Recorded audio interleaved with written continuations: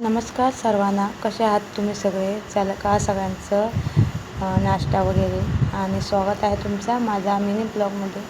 Mini blog असं नाही म्हणणार, कारण केवढा मोठा होईल मला माहिती नाही. चला तर कंटिन्यू राहा माझ्या व्हिडिओमध्ये.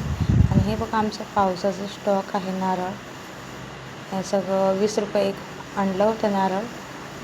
आणि हे बघा एवढे नारळ आणून ठेवलं. आणि हे आहे नारळाचं मशीन. आणि हे आहे आमचं 2 सिलेंडरची टाकी. आणि एक टाकी आत्ताच खाली झाली, ती आणून इकडं आपटलं बघा.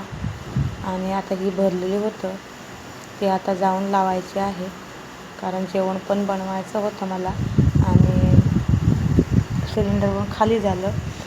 म्हटलं थोडंफार व्हिडिओ बनवून घेऊया, त्यानंतर सिलेंडर लावून जेवण करून घ्यायचं असं ठरलं. आणि हे आहे सुंगटा आणि हे काळुंद्रा म्हणतात त्याला. या माशाला काळुंद्रा म्हणतात. तुम्ही काय म्हणतात नक्की सांगा बरं का. चला तर सगळे मासे साफ करून घेणार आहेत मी.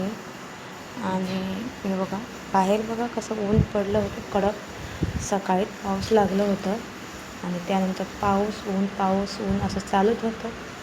आणि तुम्हाला तर माहिती आहे, मी मिरची आणली होती 3-4 किलो सुमार. ते 2 दिवस सुकले.